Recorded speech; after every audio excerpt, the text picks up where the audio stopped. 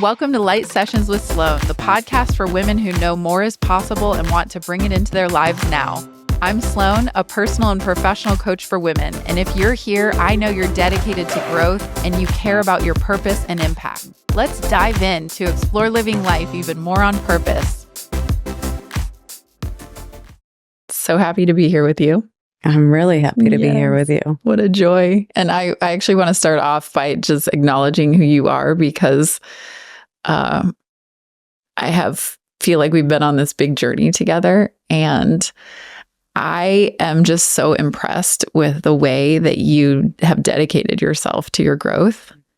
And I know a lot of women, I know a lot of people into growth, and you are just one of these people. Like, you really inspire me. It's the truth. And the way you just keep going, and you want to step into this so completely and be all of who you're meant to be. And I see that passion and that dedication, and I'm so grateful. Well, I appreciate that. And you have guided me and brought it out of me. So, I mean, it was a year ago this week that we were at Boeson. That we met. Yeah. What a journey. Yeah, what a journey. So for today, I'd love to hear more about your story and what we're exploring. Well, I think what we're exploring today is, what does it look like to go into my connections and to carry through my connections with openness and generosity? Because for all the journey that I've walked and progress that I've made, I still recognize that my conditioning and what I know of love in the past, whether it's love in relationship or as a child of my parents or of a friends, when someone is open and accepting and generous with me, it's easy for me to be generous. And I also see where, as soon as some of that acceptance is taken away, or where there's criticism, or even someone acting in a way that I don't enjoy, or not how I want them to act, I will reel all that back in and just start to shut down and take it away. It's so relatable. And I don't want to do that anymore. Yeah, I love that. So is there a specific situation or a story or something that's happened that inspired this? Well, there have been a lot of threads where I see myself doing it. I think I told you I've seen myself do it with my kids as a means of what I have thought is guiding their behavior. I'll become either more passive aggressive or silent treatment. And in the past, feeling, well, then they'll see that they have to behave this certain way, or it won't work. And then more recently, as I've started to learn how to set boundaries and change the context of my relationship with my ex-husband and co-parenting partner, I recognize that that's how he's interacted with me in the past and is now, when I don't fit into the box or how he would like me to act. He withdraws whatever level of affection or attention there is now, which really looks like, whereas last summer we did a joint trip, that overlapped in Europe, and everybody was saying, "Oh, this is so wonderful how you guys are doing divorce and co-parenting." And I was patting myself on the back. Yes, look what we've done. And our families celebrate the holidays together and everything's lovely. But as soon as I started to grow more and, again, kind of move myself in a direction that he didn't approve of, now we're at a point where he'll only really acknowledge me and speak to me if we're talking about matters of the children or the dog. And even recently, in the last couple of weeks, has come into my house to pick up the kids, and will talk to them and talk to the dog, and doesn't even acknowledge me. And so in that moment, you find yourself closing off, or how is it connected to the exploration? Well, where I see the growth is that really would have triggered me before. And now I recognize that it doesn't feel like it triggers me, but it still bothers me. And so then I think my tendency would be, well, fine, then I'll, won't talk to you. And again, with my growth, what I can feel is that I want to not necessarily be the bigger person, but I want to continue to act with an open heart because I recognize that I can't only do that in certain places. I need to be that in all of my connections and relationships. And I'm seeking love in a relationship, and I'm seeking the deepest connection that I can have with my kids. And so I can't close off from one space and not have that continue to be my habit in the other spaces. I think. It's like how we do anything is how we do everything. Yeah. Yeah. And it still does bother me a little. I think the thread of what I had told you another time, that sometimes his emails will trigger me. And you said, why? What's the thread under there? And I think the thread is that I seek to be such a fair and good and loving person. And he does not see me that way. Mm. He sees me as a completely different person than that. And so the thread under all of it is, how do you not know who I am after all of these years and all that we have shared? So yeah. And so when that comes up, how do you not know who I am? What is the pain that's underneath that?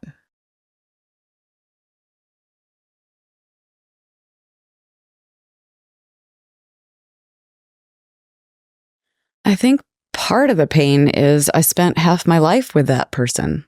Mm. And I don't regret any of it. And it feels like, well, probably that I've earned it. I've earned your respect. I've earned at least a level of human decency. And of course, I recognize that it's truly not about me. I know it's about him. And still, I know the fact that it makes me emotional is there's something still there that is seeking his approval. Yeah. Well, and it still hurts. Even though it hurts to be treated that way, of course, just as a human. Right. And in front of your kids. And on the deeper levels, like we can know all the things logically about, it's him, it's not me, but still it hurts. Mm-hmm. So with that hurt, what do you do with that? So he comes in and you're noticing that he's not even speaking to you, but talking to the dog and the kids.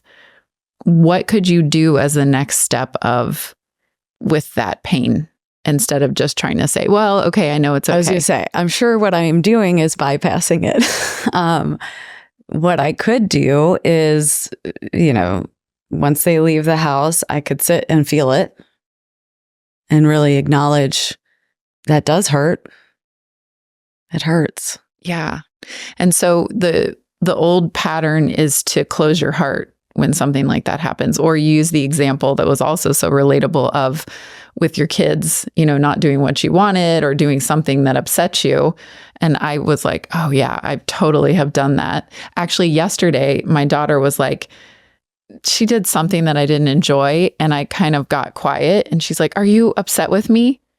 And when you were saying that, I realized, oh, okay, we're in that same pattern too, where she thinks that I'm going to shut down or close off if I don't like her behavior, which is all the same thing. Yeah. So I want to first just acknowledge for you, for me, for all of us, is like that the closing is because I don't want to feel the hurt.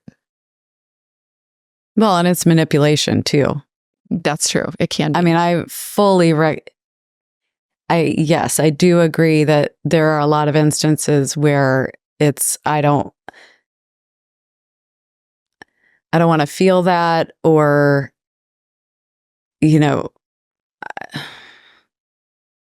I think a lot of the times for me, it is manipulation. And so what's the manipulation to do what? to punish that person so that they will act in the way that I want them to. Okay. And again, that's what I had when I was growing up. That is what I had through my marriage. And so in a lot of ways, that's the only way that I've known how to interact. Yeah. Yeah. It's such a good awareness to have that. So we're talking about, the first thing you could do is feel the feelings. If it is a healthy relationship where there's communication, let's say with the kids, what could you speak instead of the shutdown?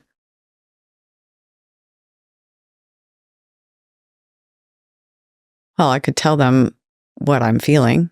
Okay. And at this point, I'm very wanting to be honest with them about my whole process, because I think that helps them see how I'm learning and human. So a lot of the time at this point, I'll say, here's my old way of how I'm feeling things and would react to it. And instead, I'm feeling this and I want to choose to do it this way instead. Or even, as you say, a do-over. Sometimes I'll even go back and say, that is not how I wanted to do that.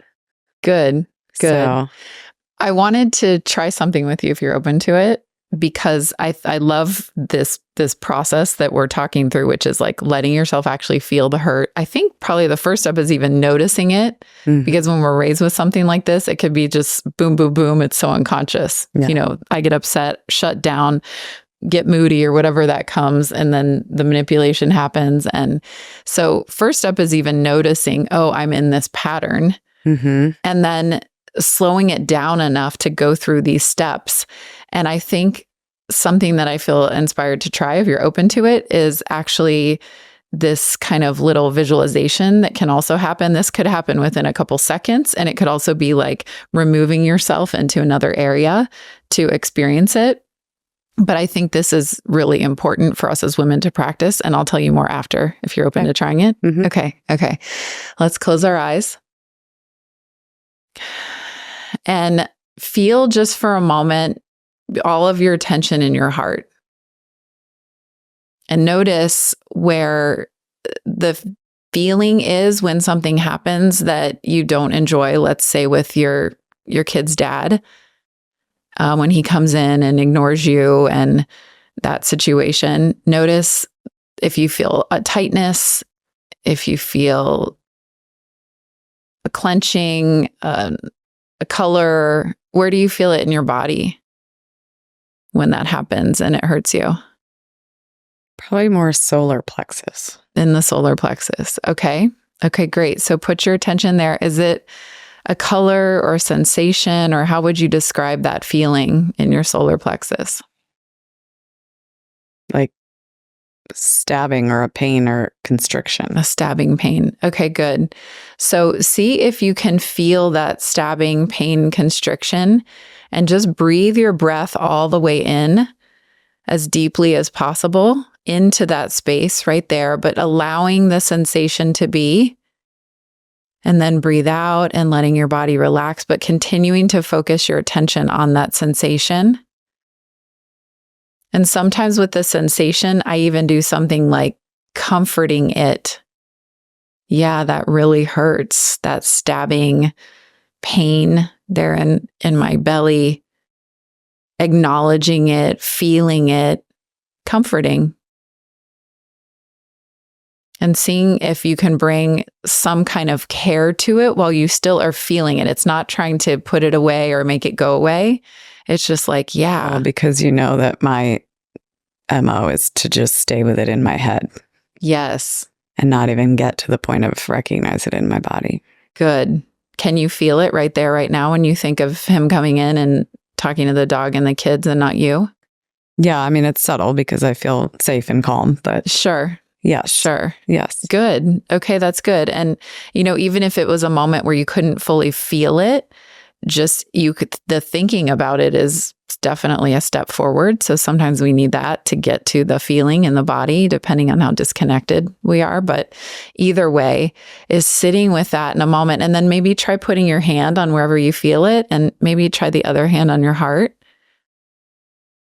and letting that be a comfort. See if you can see in your mind's eye light coming from your hands into that part that feels hurt, that feels like, I earned your respect. Why are you telling this, worse stories about me that you are so much that you don't even want to look at me? And let those hands be healing into your body, comforting, just resting with yourself for a minute. And maybe you can breathe in the light from your hand into your heart as well, putting your attention now up on your heart. Breathing in and out and letting that light flow into your heart. And letting your body know it's safe to feel all of this. I'm here for you. I've got you. And breathing into that light energy, into all the sensations, anything you can feel, even if it's the discomfort, even if it's the light, even if it's nothing right now. Letting it be okay exactly as it is.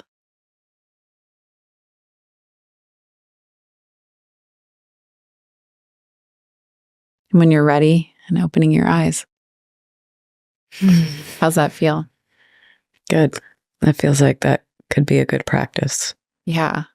So this is a practice of slowing that process way down. Since you said, you grew up with it, you were in a marriage with it, it's a deep pattern. And it's a practice of slowing it way down. And I just want to acknowledge that sometimes in the beginning, you might not even think of doing it until after he's gone and whatever. You're feeling like, notice you feel a little anxious or something's off. And then slowly you can move it into, actually, you could do this in your mind's eye while it's happening. Mm-hmm. The other thing is, I just want to bring it back to the speaking your truth and speaking up. Because a lot of times it can be easy to skip that because I have all these tools and I know it's, him, not me. And I have all these mindsets, but actually there's so much value in speaking the truth. So if you were going to say something in that moment and knowing, where he is and what he can receive, and this isn't like a deep relationship where we're exploring the depths of intimacy, but still that you're feeling the way you are and noticing what you are, what's something that you might be able to say in that moment? Hey, it's hurtful for you to come into my house and not even acknowledge me. Okay. Okay, great. Is that with the kids there? Would they be there, or it's just you two? I would not mind saying that in front of them. Okay. Because I would not want them to do that to someone else. Okay. Can I reflect something about it? So on one hand, you're saying you want him to give you the benefit of the doubt, basically. So is there a way that you could reorient that question that's not based in your story about why this is happening, which is kind of like the lowest story, and give him the benefit of the doubt, but still speak?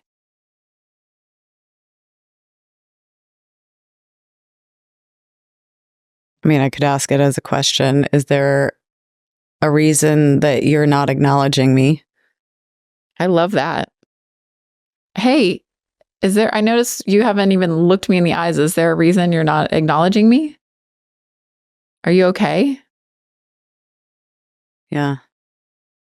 How does that feel? It feels good. And it's still, and my next thing is I realize my next story is he would say, oh yeah, I'm fine. So I wouldn't necessarily have an authentic reaction back. Well, if he says, oh yeah, I'm fine, what would you say from there? That he's kind of like, no, nothing. I just didn't look you in the eye. I don't know. What would you love to have happen in that case?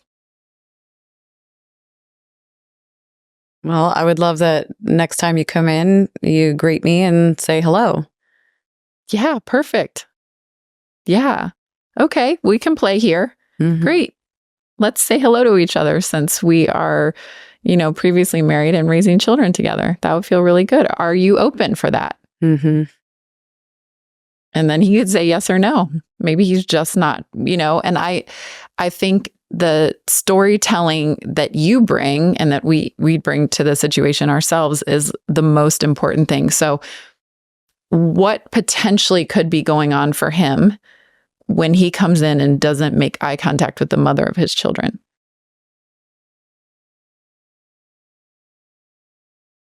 Well, I mean, what I think is going on is he's trying to hurt me. Okay. By having that control over his attention. Okay. Not giving it to me. That sounds like a likely story. So based on this conversation we're having, what would be underneath his trying to hurt you? I think his feeling rejected by me. And I mean, obviously the whole larger picture of me ending the marriage, but also me going and living my best life on the other side of it. Yeah. So pain. Yeah. He's in pain, and that's why he would do that for you. Mm-hmm. And so notice the difference if we use the truth of his pain to support you in bringing love to the situation and speaking, rather than trying to use the mental truth of his pain to skip over it. Well, and it almost feels like to go to battle with it. Yeah. It could be either one, to skip over it, or then it's like you're going to be And that's fighting. where then what just happened, then I'm in my head of going to the next step of what's going to be behind his answer. And then it's just all such a cerebral thing and not that generous and open heart and love that I would still like to at least have be on my side of the interaction. Yeah. Yeah. And it's so courageous to be thinking of that and want to bring that. And you're such a visionary to know that the more you actually bring that, the softer the relationship becomes, even if it's only from your part. Mm-hmm. I think the other piece of this is that the more you speak your truth and the more you're in love, the more present you can be to what's actually happening with him. So when you say in love, hey, what's going on here? Is something going on that you didn't make eye contact since you came in? And he's going to show up with like, yeah, nothing's wrong. Or maybe he'll be like, oh, it's fine. I didn't think of it. I will going forward. Whatever he says, you can actually meet him there, knowing you're centered in, okay, this is what I'd really like. Are you available for that? Versus when it comes in the fighting or the anger or that it's already like a shield and some kind of sunglasses on that you can't even see the full truth of where he is. Mm-hmm. How does that land with you?